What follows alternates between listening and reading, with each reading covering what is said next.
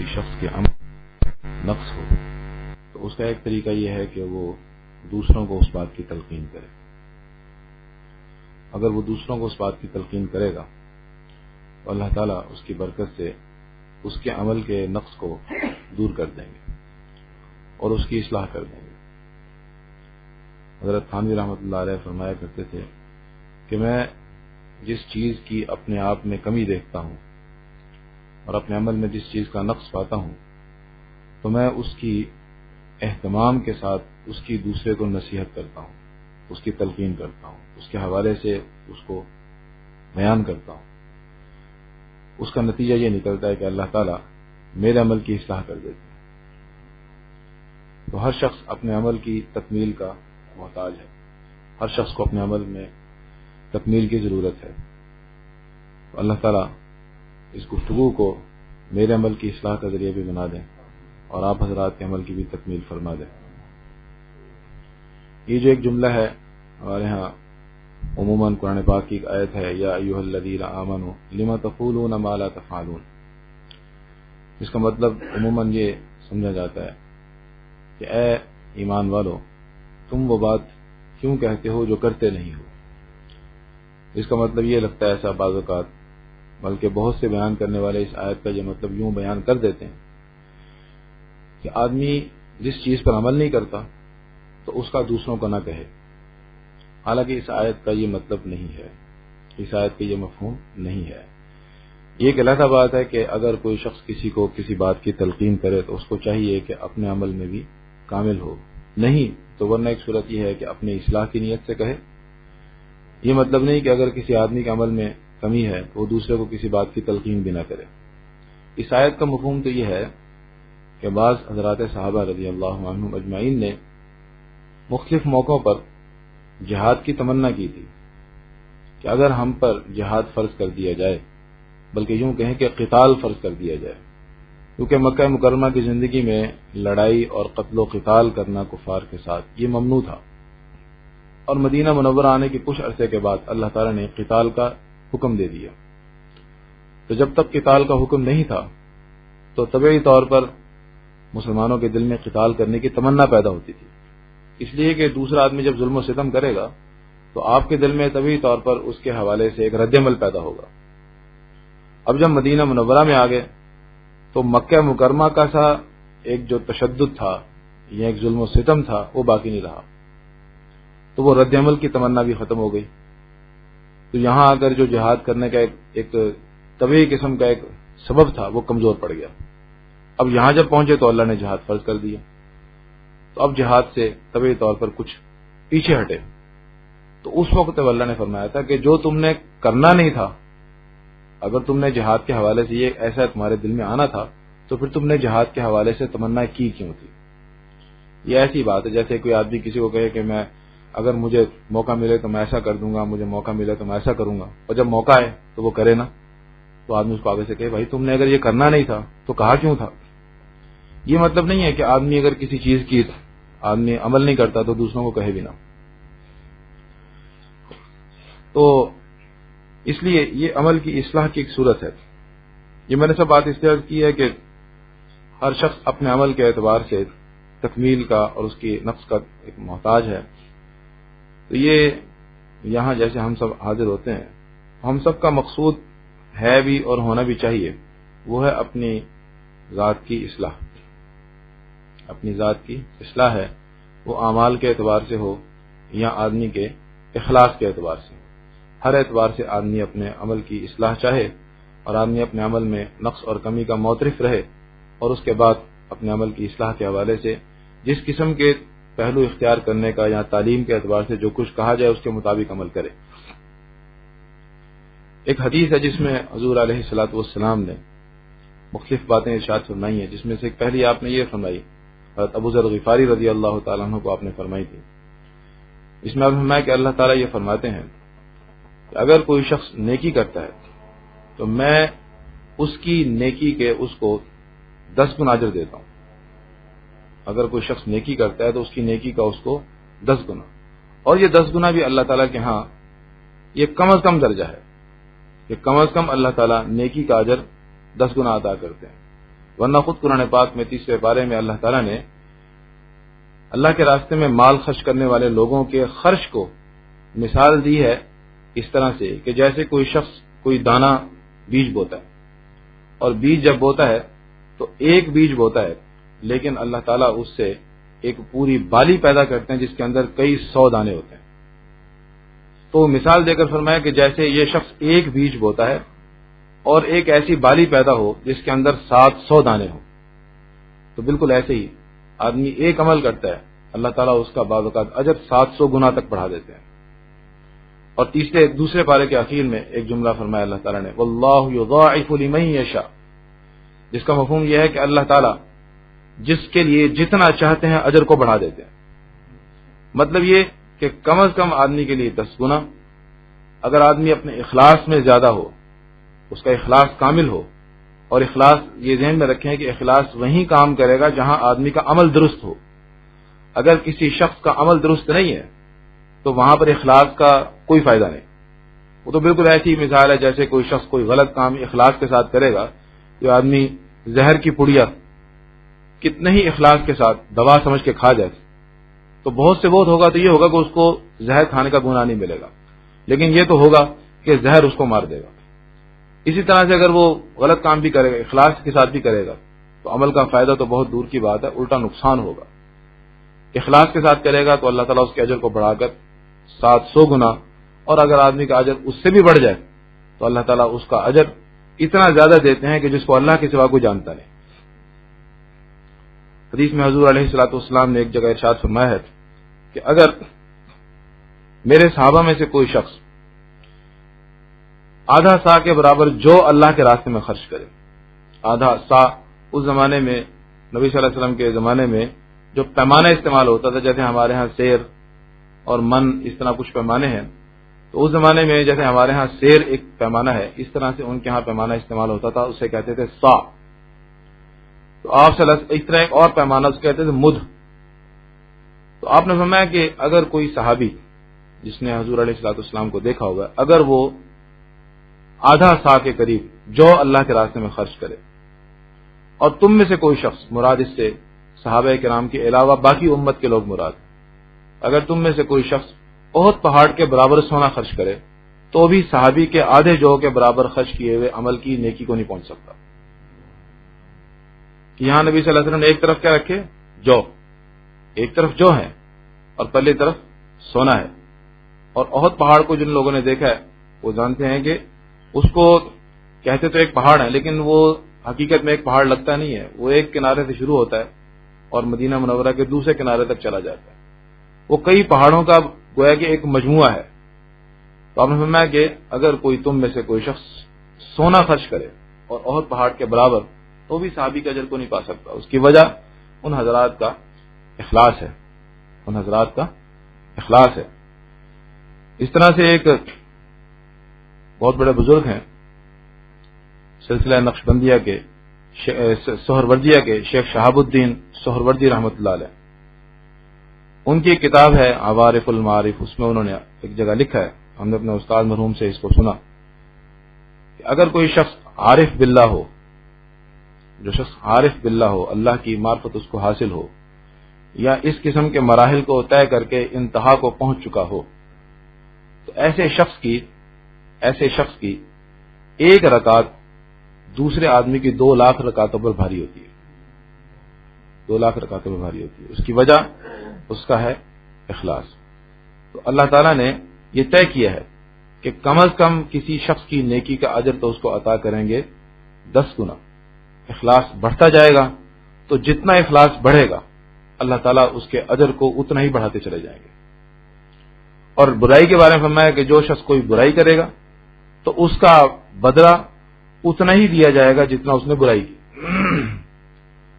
اور آگے میں فرمایا نبی صلی اللہ علیہ وسلم نے کہ اللہ تعالیٰ فرماتے ہیں کہ اگر بنی آدم میں سے کوئی شخص، بنی آدم میرے سے ملے لیکن میرے پاس آئے، مطلب میرے پاس آئے موت کے بعد، لیکن حالت یہ ہو کہ اس نے وہ میرے ساتھ شرک نہ کرتا ہو، شرک نہ کیا ہو، تو اگر زمین کے بھرنے کے برابر بھی گناہ لے کر آئے گا تو میں اس کو معاف کر دوں گا۔ اور آخری جملہ جو میں بتانا چاہتا ہوں وہ یہ ہے کہ آپ صلی اللہ علیہ وسلم نے اللہ تعالیٰ کی طرف سے فرمایا کہ جو میری طرف من اقترب الی ذراعا اقتربت الیہ باعا، کہ جو شخص میری طرف ایک بالشت یہ جسے ہم گٹھ کہتے ہیں اپنی زبان میں، ایک بالشت آگے بڑھتا ہے تو میں اس کی طرف ایک باع سے مراد آپ دونوں ہاتھوں کو پھیلا دیں تو ایک ہاتھ سے لے کر دوسرے ہاتھ تک جتنا فاصلہ بنے گا اس فاصلے کو باع کہتے ہیں۔ تو جو شخص ایک بالشت میری طرف بڑھے گا میں ایک باع اس کی طرف بڑھتا ہوں، اور جو شخص میرے پاس آئے گا اتانی یمشی، چل کر آئے گا، اتیتہ ہرولۃ، میں اس کی طرف دوڑ کر آتا ہوں۔ تو اللہ تعالیٰ نے اس میں یہی فرمایا کہ جو شخص اپنی ہمت کے مطابق کچھ کرے گا تو اللہ تعالیٰ کی طرف سے اس سے زیادہ بڑھ کر پائے گا۔ علماء نے اس پہ لکھا ہے کہ آدمی جب نیکی کے راستے پہ چلے تو اس میں آدمی کو بنیادی طور پر دو کام کرنے چاہیے۔ کام ہوتے ہی دو ہیں، ایک ہے نیکی کرنا اور دوسرا ہے گناہ سے بچنا۔ تو اس میں اہتمام ہو سب سے پہلے گناہ سے بچنے کا، اور اس کے بعد دوسرا مرحلہ ہوگا نیکی کرنے کا۔ لیکن جو بھی عمل کرنا اس نے جو بھی عمل کرنا ہے وہ اس عمل کی ابتدا کرے، برائے نام کرے، لیکن بہرحال اس کی کوئی نہ کوئی ابتدا کر دے۔ اگر وہ اس کی کوئی ابتدا کر دے گا تو اس کے ابتدا کرنے کی وجہ سے اللہ تعالیٰ کی طرف سے اس سے بڑھ کر مدد آئے گی۔ اگر وہ عمل کی ابتدا یوں کر رہا ہے جیسے کہ کوئی شخص پیدل چل رہا ہے تو اللہ تعالیٰ کی طرف سے مدد ایسی آئے گی جیسا کہ کوئی شخص دوڑ کے آتا ہے۔ اور اگر کوئی شخص کسی عمل میں ایک بالشت آگے بڑھتا ہے تو اللہ تعالیٰ اس کو کھینچ کر اتنا آگے بڑھا دیں گے جتنا کوئی شخص ایک باع آگے بڑھ جاتا ہے۔ لیکن اس کے لیے لازم اور ضروری کیا ہے کہ ہر شخص جو اس میدان میں ہے وہ اپنے لیے عمل کی ابتدا ضرور کرے، اور اگر آدمی حالات کو دیکھ کر ابتدا کرنے سے رک جائے تو اللہ تعالیٰ کی طرف سے مدد بھی نہیں آتی۔ دیکھیں انبیاء کرام علیہم الصلوۃ والسلام سے بڑھ کر کوئی ایسا نہیں کہ جس کے ساتھ اللہ کی مدد ہو۔ تو ہمارے ساتھ اللہ تعالیٰ کی جو مدد آ سکتی ہے اس کی چند ایک مثالیں ہیں یہ، ورنہ انبیاء کرام علیہم الصلوۃ والسلام ایسی شخصیات ہیں کہ جن کے ساتھ اللہ تعالیٰ کی کامل مدد ان کے ساتھ موجود ہوتی ہے۔ معجزے سے بڑھ کر کوئی مدد نہیں ہو سکتی، کیونکہ معجزہ ایک ایسی چیز ہے کہ جو اللہ کے عام قانون سے ہٹ کر ہوتی ہے۔ مثلا اللہ کا عام قانون یہ ہے کہ آگ جلائے گی، یہ عام قانون ہے، اس کے اندر کسی چیز کو بھی ڈال دیں آگ اس کو جلا دے گی۔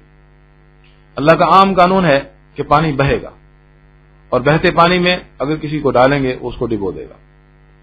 اللہ کا عام قانون ہے کہ اگر کوئی تیز دھار آلہ کسی پہ چلائے تو یقیناً ایک دھات ہے، اس کے اندر کوئی سمجھ بوجھ نہیں ہے، اس کو کاٹ دے گی۔ اس طرح پتھر ہے، اس کے اندر کوئی چیز نہیں پیدا ہو سکتی۔ یہ اللہ کا قانون ہے، اور اللہ کا قانون عموماً کبھی تبدیل نہیں ہوتا۔ لیکن اللہ نے انبیاء کرام علیہم الصلوۃ والسلام کے لیے ان قوانین کو تبدیل کیا ہے۔ یہ اللہ کی ان حضرات کے ساتھ جو مدد ہے اس کا ایک مظہر ہے کہ موسیٰ علیہ الصلوۃ والسلام کے لیے پورا کا پورا سمندر وہ خشک ہو گیا اور اس میں ان کے لیے راستہ بن گیا۔ اور بنی اسرائیل جب اس راستے میں سے گزرے تھے تو آپ کو شاید تعداد نہ معلوم ہو کہ اس وقت بنی اسرائیل کی تعداد تقریباً 6.25 لاکھ تھی۔ اور آدمی تصور کرے کہ ایک سمندر ہے، دریا نیل نہیں تھا، وہ سمندر ہے جو آج کل آپ جسے کہہ سکتے ہیں، جس سمندر کے کنارے پر جدہ کی بندرگاہ ہے، بحر قلزم جسے کہتے ہیں، اس کے ایک طرف افریقہ شروع ہوتا ہے، ایک طرف سعودیہ کا علاقہ ہے۔ تو ان دونوں کے درمیان میں سمندر جو ایک دریا کی طرح ہے، بحر قلزم جسے کہتے ہیں، یہ تھا وہ سمندر کہ جس کو اللہ تعالیٰ نے موسیٰ علیہ الصلوۃ والسلام کے لیے اس میں راستے بنا دیے۔ اب ایک سمندر ہے، اس میں راستے بن جائیں، اور ایک دو بندوں کو گزرنے کے لیے نہیں بلکہ 6.25 لاکھ آدمیوں کے گزرنے کے لیے۔ اس طرح سے ابراہیم علیہ الصلوۃ والسلام کے لیے ایک بہت بڑی آگ روشن کی گئی تھی، اتنی بڑی آگ تھی کہ جس کی حدت اور گرمی کئی میل دور تک جاتی تھی، لیکن اس آگ میں اللہ تعالیٰ نے ابراہیم علیہ الصلوۃ والسلام کو بالکل صحیح سالم اور تندرست رکھا۔ تو انبیاء کرام علیہم الصلوۃ والسلام کے لیے اللہ تعالیٰ اپنے قوانین کو تبدیل کر دیتے ہیں ان کی مدد کے لیے، ان کی نصرت کے لیے۔ تو ان سے بڑھ کر تو اللہ کی مدد کسی کے ساتھ ہو نہیں سکتی. لیکن جتنے معجزات ہیں ان تمام معجزات میں یہ بات دیکھیں گے کہ انبیاء کرام علیہم الصلوۃ والسلام سے کچھ نہ کچھ عمل ضرور کروایا گیا. جسے کہتے ہیں عمل کی ابتدا ان سے کروائی گئی، اللہ کی مدد اس کے بعد آئی. یہ ایسا کبھی نہیں ہوا کہ کسی نبی نے کچھ بھی نہ کیا ہو اور کوئی چیز معجزے کے طور پر ظہور میں آ جائے. ایسا نہیں ہوا. موسیٰ علیہ الصلوۃ والسلام کو اللہ تعالیٰ نے جو عصا عطا فرمایا تھا اس میں اتنی بات تھی کہ آپ عصا کو ڈال دیں. یہ نہیں تھا کہ آپ کے ہاتھ میں عصا ہوگا تو بس آپ نیت کریں گے تو آپ کے نیت کرتے ہی عصا ایک اژدہا اور سانپ بن جائے گا. ایسا نہیں تھا، بلکہ اس کے لیے اتنا عمل کرنا پڑے گا کیا کہ آپ اس عصا کو ڈال دیں. اس طرح ایک دوسرا معجزہ تھا جسے کہتے ہیں ید بیضاء. اس میں موسیٰ علیہ الصلوۃ والسلام کو اللہ نے حکم دیا تھا کہ آپ اپنے ہاتھ کو اپنی بغل میں لے جائیں اور بغل میں لے جا کر اس ہاتھ کو جب دوبارہ باہر نکالیں گے تو وہ سورج کی طرح چمکتا ہوگا. لیکن یہاں یہ مطلب نہیں تھا کہ آپ نیت کریں گے تو ہاتھ چمکنا شروع کر دے گا. ایسا نہیں. خود حضور علیہ الصلوۃ والسلام کے بہت سے معجزات ہیں. آپ صلی اللہ علیہ وسلم کے معجزات کی تعداد تو سینکڑوں سے متجاوز ہے، لیکن ان تمام کے اندر بھی یہ بات موجود ہے. چنانچہ ایک موقع پر پانی نہیں ملا کسی جنگ میں، کنواں خشک تھا، تو آپ صلی اللہ علیہ وسلم نے تیروں پہ دم کر کے وہ تیر نیچے پھینکوا دیے تو وہاں سے پانی نکل آیا. بعض روایت میں کہ پانی موجود نہیں تھا، کنواں پاس نہیں تھا کوئی، تو آپ صلی اللہ علیہ وسلم نے پھر بھی فرمایا کہ بھائی کسی کے پاس کوئی پانی ہے تو لاؤ. تو آپ صلی اللہ علیہ وسلم نے پھر بھی فرمایا کہ بھائی کسی کے پاس کوئی پانی ہے تو لاؤ تو صحیح. تو پھر ایک صاحب ایک پیالہ بھر پانی لے آئے، ایک پیالہ پانی لے آئے. تو آپ صلی اللہ علیہ وسلم نے کچھ پڑھ کر اپنے ہاتھ مبارک کو اس کے اندر ڈال دیا تو آپ کی انگلیوں سے پانی جاری ہو گیا، جس سے پورے لشکر نے پانی پیا اور تمام کا تمام لشکر سیراب ہو گیا اس سے. لیکن اس کے لیے بہرحال یہ عمل آپ صلی اللہ علیہ وسلم نے کیا. اس طرح عبداللہ بن مسعود رضی اللہ تعالیٰ عنہ بہت بڑے صحابی ہیں. ان کے مسلمان ہونے کا قصہ بھی ایسے ہی ہے کہ وہ دراصل کسی قریشی سردار کی بکریاں چرایا کرتے تھے. تو حضور علیہ الصلوۃ والسلام اس وقت نئے آپ نے دعوت شروع کی تھی. تو اس موقع پر آپ صلی اللہ علیہ وسلم ابوبکر رضی اللہ تعالیٰ عنہ کے ساتھ تشریف لے گئے جنگل میں، تو وہاں بکریاں چرا رہے تھے. تو آپ نے ان سے یہ کہا کہ ہم دودھ لینا چاہتے ہیں. انہوں نے کہا جی دودھ تو ظاہر ہے بکریاں میری نہیں ہیں، میں آپ کو دودھ نہیں دے سکتا ان کا. تو آپ صلی اللہ علیہ وسلم نے ان سے کہا کوئی ایسی بکری لاؤ جو دودھ نہ دیتی ہو، جس کے تھن وغیرہ خشک ہو چکے ہوں، جو دودھ نہ دیتی ہو، ایسی بکری لاؤ. تو وہ ایسی بکری لے آئے، ایک تھی وہاں، تو وہ لے آئے. تو نبی صلی اللہ علیہ وسلم نے اس کے تھنوں پہ ہاتھ پھیرا، دعا کی، اس کے بعد برتن میں دودھ دھونے کا حکم دیا تو دودھ دوہا. اتنا دوہا کہ برتن پورا بھر گیا. اس کو نبی صلی اللہ علیہ وسلم نے بھی تناول فرمایا، اور ابوبکر نے بھی تناول فرمایا، اور عبداللہ بن مسعود رضی اللہ تعالیٰ عنہ نے بھی تناول کیا. اور اس کے بعد آپ نے دوبارہ اس کے تھنوں پہ ہاتھ پھیرا تو بکری جیسی تھی ویسی بن گئی. اور اس کے بعد آپ نے اس کو کہا کہ لے جاؤ اس کو، جہاں اس کو جو اس کی جگہ تھی وہاں چھوڑاؤ. تو مطلب یہ کہنے کا کہ انبیاء کرام علیہم الصلوۃ والسلام کو بھی دیکھیں گے نا آپ، تو ان کے اندر مسئلہ کیا تھا کہ ان حضرات کے سے معجزے کے ظاہر ہونے کے لیے بہرحال اتنا ضروری تھا کہ وہ کوئی نہ کوئی عمل کریں. اگر عمل کریں گے تو اللہ تعالیٰ کی طرف سے مدد اتنی بڑی آ جائے گی. مولانا روم رحمۃ اللہ علیہ نے وہ یوسف علیہ الصلوۃ والسلام کے حوالے سے لکھا ہے، کیونکہ یوسف علیہ الصلوۃ والسلام کے ساتھ بھی ایسا ہوا کہ ان کو عزیز مصر کی بیوی نے ان پر عاشق ہونے کے بعد ان کو ایک کمرے میں بلایا اور کمرے کے دروازے بند کیے. کمرے کے دروازے بند کیے. یوں مشہور تو یہ ہے کہ ایک کمرے کے بعد دوسرا کمرہ، دوسرے کے بعد تیسرا کمرہ، لیکن کئی دروازے ہوں یا ایک کمرے کے کئی دروازے ہوں، بہرحال یہ ہے کہ تمام دروازے مقفل کر کے بند کرا دیے. اور اس کے بعد یوسف علیہ السلام کو دعوت گناہ دی اس نے حی تلک. تو یوسف علیہ السلام نے اس کو پہلے یہ کہا قال معاذ اللہ، کہ میں اللہ کی پناہ چاہتا ہوں. یہ کہہ کر یوسف علیہ السلام دوڑے. جب یوسف علیہ السلام دوڑے تو سامنے دروازوں کو تو تالے لگے تھے، لیکن ہوا یہ کہ جیسے ہی یوسف علیہ السلام اس کے نزدیک پہنچے وہ دروازے کھلتے چلے گئے. دروازے کھلتے چلے گئے. تو مولانا روم نے یہ واقعہ لکھ کر یہ کہا کہ اگر آدمی عمل کے اعتبار سے کچھ محنت کرے گا تو اللہ تعالیٰ بند راستوں کو بھی کھول دیتے ہیں. لیکن اگر یوسف علیہ السلام وہاں فرض کریں کھڑے رہتے تو دروازے جیسے بند تھے ویسے بند ہی رہتے. لیکن وہ چلے، دوڑے، حرکت کی، نتیجہ یہ کہ جو دروازے بند تھے، جو تالے لگے ہوئے تھے، اللہ نے ان دروازوں کو، ان تالوں کو بھی کھول دیا۔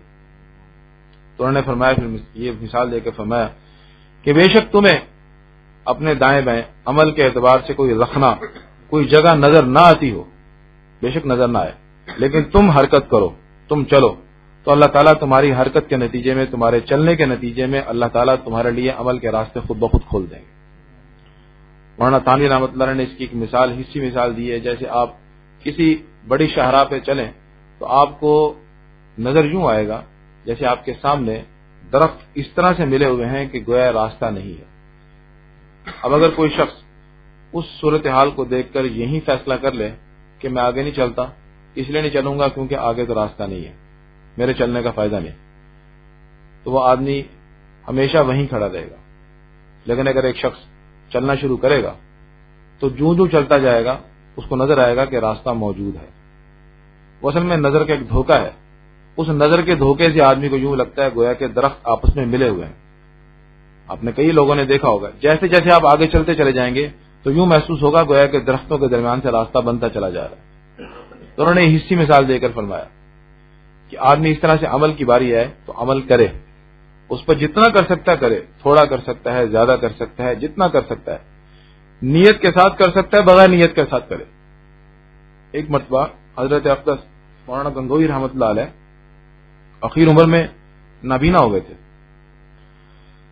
ان کے خادم خاص تھے حضرت مولانا یحییٰ صاحب رحمۃ اللہ علیہ، جو یہاں تبلیغی نصاب جو کتاب پڑھی جاتی ہے اس کے جو مصنف تھے مولانا زکریا صاحب رحمۃ اللہ علیہ، ان کے والد حضرت مولانا یحییٰ صاحب رحمۃ اللہ علیہ، یہ حضرت گنگوئی رحمۃ اللہ علیہ کے خاص شاگردوں میں، ان کے خاص خادموں اور خاص خلفاء میں سے تھے۔ وہ فرماتے ہیں کہ ایک مرتبہ میں کمرے میں موجود تھا، حضرت گھر کے اندر سے تشریف لائے، تو نابینا تھے، اس لیے جب تشریف لائے تو آ کر فرمایا کہ کوئی ہے؟ تو کہتے ہیں میں موجود تھا اکیلا، تو میں نے کہا جی یحییٰ، میں موجود ہوں یحییٰ۔ حضرت نے ایک دم جوش کے ساتھ فرمایا کہ اللہ کا ذکر ضرور کیا کرو، چاہے بغیر نیت کے ہی کرو، یہ فائدہ ضرور دے گا، یہ فائدہ ضرور دے گا۔ تو آدمی یہ نہ سوچے کہ میں اگر اخلاص ہوگا تو کروں گا، اگر میرے اندر کوئی نشاط پیدا ہوگا تو یہ کروں گا، یہ صورت پیدا ہوگی تو عمل کروں گا، یہ حالات پیدا ہوں گے تو عمل کروں گا۔ اگر آدمی اس قسم کی چیزوں میں رہے گا تو وہ آدمی عمل کی شاہراہ پر کبھی بھی نہیں چل سکے گا۔ اس کے لیے ضرورت ہے اسی چیز کی کہ آدمی ایک محنت کرے، ایک چل پڑے، ایک قدم اٹھا لے، اللہ تعالیٰ کی طرف سے اس کی ساتھ مدد شامل حال ہو جائے گی۔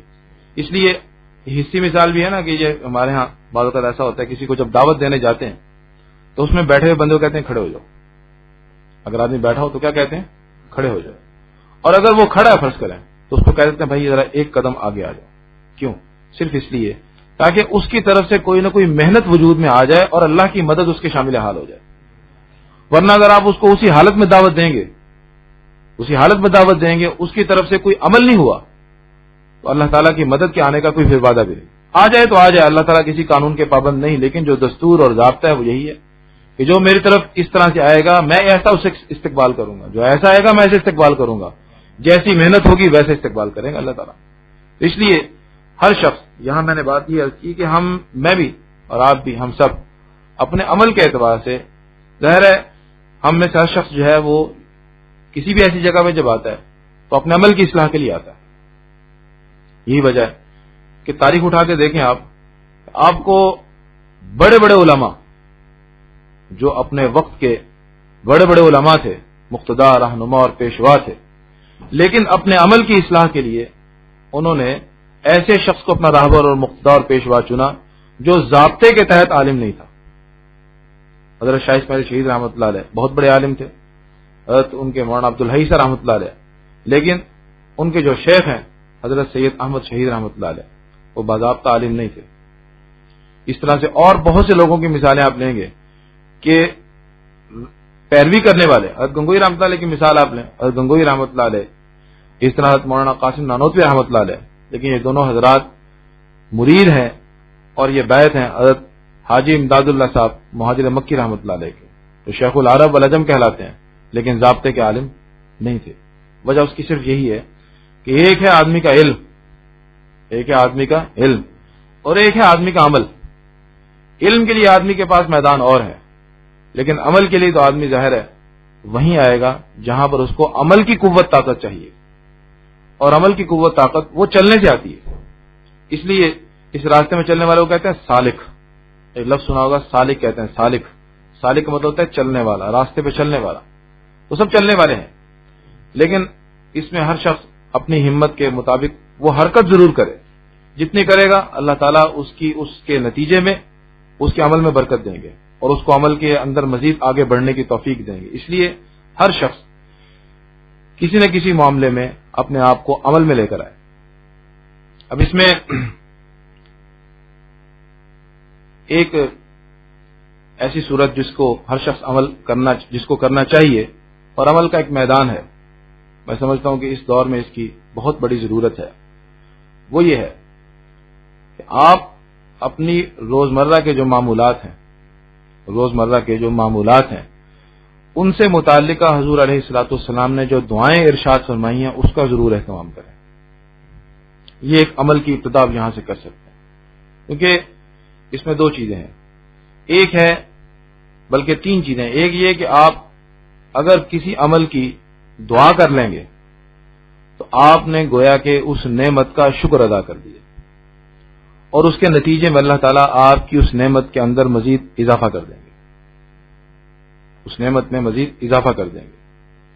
ایک حدیث میں آتا ہے کہ کپڑا پہننے کی دعا کے بارے میں دو تین دعائیں ہیں.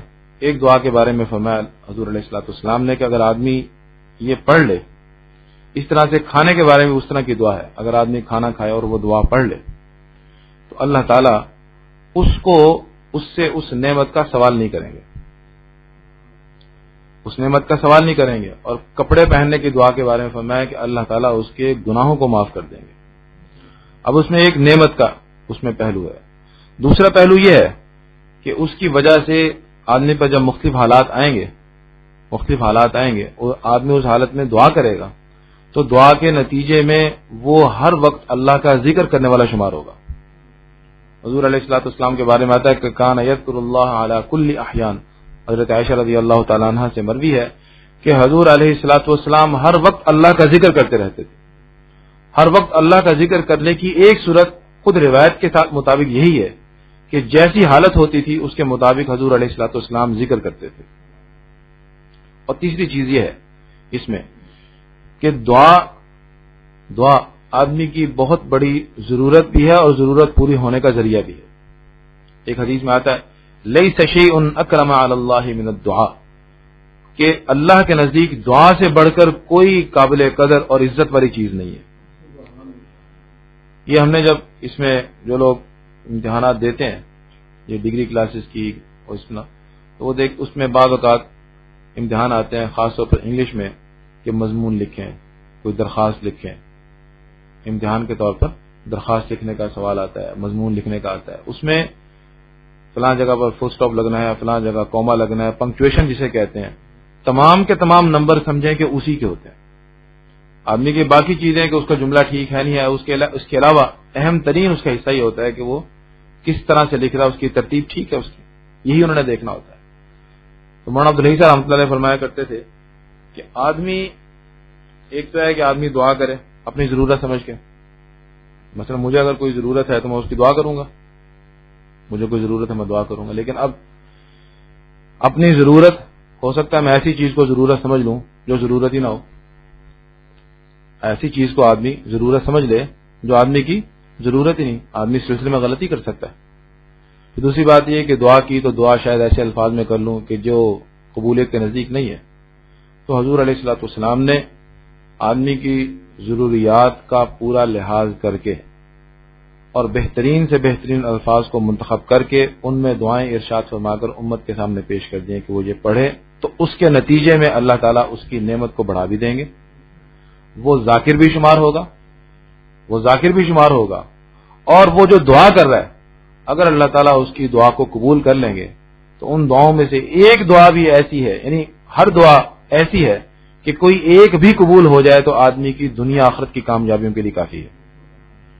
کھانے کی دعا ہے، پینے کی دعا ہے، گھر میں داخل ہونے کی. یہ مطلب نہیں ہے کہ آدمی ان دعاؤں کو پڑھے گا تو آدمی کے اوپر سے جو اللہ کی قضاء و قدر کے فیصلے ہیں وہ ٹل جائیں گے. وہ ٹلتے نہیں ہیں، لیکن ہوگا یہ کہ اگر دعا پڑھ لے گا تو ہوگا وہی جو اس کے نصیب میں ہے، لیکن اللہ تعالیٰ جو ہوگا اس کو اس کے حق میں رحمت بنا دیں گے. اول تو بہت سی بلائیں مصیبتیں اللہ تعالیٰ اسباب کے درجے میں دعا سے ٹال دیں گے. حدیث میں آتا ہے کوئی بندہ نکلے گھر سے باہر اور یہ پڑھ دے بسم اللہ توکلت علی اللہ ولا حول ولا قوت الا باللہ، چھوٹی سی دعا ہے، تو ایک فرشتہ کہتا ہے ہدیت وکفیت، کہ تجھے ہدایت دی گئی اور تیری کفایت کر لی گئی. جو آدمی گھر سے نکلتا ہے ظاہر ہے کسی مسئلے کے لیے نکلتا ہے، کسی کام کے لیے نکلتا ہے، تو اس کام میں اگر کسی فرشتے کی دعا ساتھ مل جائے آپ کو، تو اس سے بڑھ کر اور کیا آدمی کی بھلائی اور آدمی کی خیر کے لیے اور کیا چیز رہے گی پیچھے. اس لیے اس میں آدمی دعاؤں کا اہتمام کرے. اس کے لیے وہی بات ہے کہ آپ ابتدا سے کام شروع کریں. مثلا اپنے لباس کی یا اپنے کھانے کی یا گھر میں داخل ہونے کی جو دعائیں ہیں ان میں سے کسی ایک دعا کو لیں، اس کو پڑھنا شروع کریں، اس کو یاد کریں. اس میں بعض اوقات ایک نہیں کئی دعائیں ہوتی ہیں، تو جو آپ کو آسان لگے، مختصر لگے، اس کو آپ پڑھیں اور اس کو اہتمام کے ساتھ 1 دفعہ 2 دفعہ 3 دفعہ. بعض اوقات آدمی گھر میں داخل ہوگا بھول جائے گا مثلا، تو پھر آدمی یاد رکھے. جب بار بار کرے گا تو بار بار کرنے کے نتیجے میں مولانا مدنی رحمۃ اللہ علیہ کے مکتوبات میں ایک لفظ ملتا ہے طبیعت ثانیہ. طبیعت ثانیہ کا مطلب یہ ہے کہ کرتے کرتے ایک وقت ایسا آئے گا کہ وہ دعائیں آدمی کا مزاج بن جائیں گی. وہ دعائیں آدمی کا مزاج بن جائیں گی. اس کے بعد آدمی اس کام میں جب جائے گا تو اس کی زبان سے وہ الفاظ خود بخود نکلنے شروع ہو جائیں گے. وہ الفاظ خود بخود نکلیں گے، کیونکہ یہ آدمی جب خود بخود نکلنے پہ آئے گا تو کام تب بنتا ہے. ورنہ آدمی کے اوپر حالات بعض اوقات آتے ہیں تو بندہ اگر مزاج اور اس کی مشق نہ ہو اور اس پر مزاولت یا اس پر عادت نہ ہو تو پھر آدمی سے یہ چیزیں چھوٹ جاتی ہیں. اس لیے حدیث میں آتا ہے کہ آدمی رات کو سوتے وقت کچھ آیات کے بارے میں ترتیب ہے کہ جو اتنی آیتیں پڑھے گا تو اللہ تعالیٰ اس کو تمام رات تہجد کرنے والوں میں لکھ دیتے ہیں، عبادت گزاروں میں لکھتے ہیں، قانتین میں. تو اس میں ایک جگہ یہ بھی ہے کہ آدمی رات کو سوتے وقت سورہ کہف جو 15ویں پارے میں آتی ہے اور 16ویں پارے میں ختم ہوتی ہے. 15ویں پارے میں اس کا فرمایا کہ اس سورت کا پہلا اور آخری رکوع، بعض روایت میں ہے کہ اس کی آخری 3 آیتیں، بعض میں ہے کہ پہلی 3 آیتیں اگر کوئی شخص پڑھ لے گا تو اللہ تعالیٰ اس کو فتنہ دجال سے محفوظ رکھیں گے. فتنہ دجال سے محفوظ رکھیں گے. اور حدیث میں آتا ہے کہ دجال آدم علیہ الصلوۃ والسلام سے لے کر قیامت تک جتنے فتنے آئیں گے ان میں سب سے بڑا فتنہ دجال کا ہے. جتنے فتنے آئیں گے نا ان میں سب سے بڑا فتنہ دجال کا ہے. تو جب ان آیات کی برکت سے آدمی دجال کے فتنے سے بچے گا تو اللہ تعالیٰ باقی فتنوں سے بھی اس کی یقیناً حفاظت کریں گے اور آدمی کے ایمان کی اور آدمی کے عمل کی حفاظت رہے گی. تو اس میں حدیث میں ہے کہ جب آدمی پڑھے گا تو اس کو چاہیے کہ جب اگر دجال سے سامنا ہو جائے تو دجال ایسی چیز ہے کہ حدیث میں اس فتنے کے بارے میں جہاں خبر دی ہے تو وہاں آپ نے تعلیم دی ہے اس بات کی کہ کوئی اس کے سامنے نہ آئے، کیونکہ وہ ایسا فتنہ ہوگا کہ اگر کوئی اس کے سامنے آئے گا اس کے فتنے میں جا پڑے گا. دور بیٹھا آدمی سوچتا ہے کہ جی میں دجال کے سامنے جاؤں گا تو میں اڑ جاؤں گا، میں یہ بہادری کر سکوں گا، میں یہ کہہ سکوں گا، میں ایسا کر سکوں گا. لیکن آپ نے فرمایا کہ ایسا نہیں ہوگا. وہ اتنا خطرناک ہے اور اتنا یعنی خوفناک اور موذی قسم کا وہ فتنہ ہے کہ اگر کوئی شخص اس کے سامنے جائے گا تو بچے گا وہ جو اس کے سامنے ان آیات کو پڑھے گا. اور ان آیات کو دجال کے سامنے وہ پڑھ سکے گا جس نے زندگی میں اپنا معمول بنایا تھا، روزانہ رات کو سوتے پڑتا تھا، ورنہ حالت آئے گی بھول جائے گا. تو اس لیے آہستہ آہستہ سے ایک مزاج بنائے، کوئی ایک دعا کسی ایک موقع کی لے کر ان کو پڑھیں. ایک ہو جائے. ہمارے یہاں ایک ساتھی ہمارے تھے، بیچارے ان پڑھ، بالکل پڑھنا کچھ نہیں آتا تھا. تو ہمارے یہاں مسجد ہے، اس میں کبھی کبھی ملاقات ہو جاتی تھی تو روک کے نا تو کہتے ہیں استاد جی ذرا سن لینا. وہ ایک آیت کا ایک لفظ وہ سنا دیا.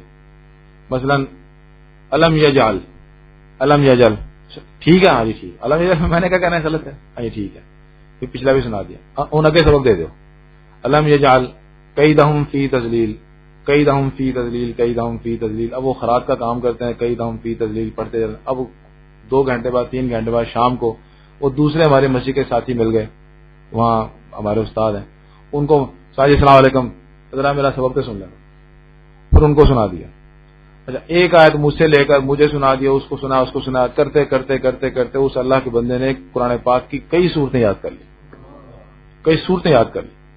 اور اس کو پڑھتا رہا تو اللہ تعالیٰ کی مدد شامل ہے حال بندہ کچھ کرے تو اللہ تعالیٰ کر بھی دیتے ایک تمہارے دوست ہیں ان سے میں نے ویسے ہی پوچھا بات ہو رہی تھی میں نے ان سے پوچھا تو کہنے لگے میں فلاں جگہ کھڑا تھا میں نے بس کھڑے کھڑے 2 پارے پڑھ حافظ ہیں کھڑے کھڑے 2 پارے پڑھ لی بڑی بات ہے کہنے لگا ایسے گیا تھا تو جیسے 2 ساتھی کہیں جاتے ہیں نا تو ایک کہتا بھائی یہاں کھڑو میں بھی آتا ہوں اوپر سے ہو کے تو دوسرا اوپر گیا 15 منٹ لگ گئے اس کو کہتے میں نے اتنی دیر میں نیچے بیٹھے پڑے 1 پارا پڑھ لیا 1.5 پارا پڑھ لیا بڑی بات میں نے اس کو بھی کہا میں نے کہا یار آپ ماشاء اللہ پارا پڑھ لے تو خود دعا بھی پڑھ لیا کرو ساتھ میں کبھی اب گاڑی میں ہی بیٹھے تھے مثلا تو گاڑی کی دعا پڑھ لیا کرو گھر سے نکلے تھے گھر کی نکلنے کی دعا پڑھ لو یا مسجد میں داخل ہوئے مسجد میں نکلے اس کی دعا پڑھ لیں تو کہنے لگے کہ وہ دعائیں نہیں پڑھی جاتی یہ اللہ کی طرف سے ہوتا ہے کہ کرنے پہ آئے تو آدمی سپارے کا سپارہ پڑھ جائے اور نہ کرنے پہ آئے تو آدمی بعد کا دعا نہیں پڑھ پاتا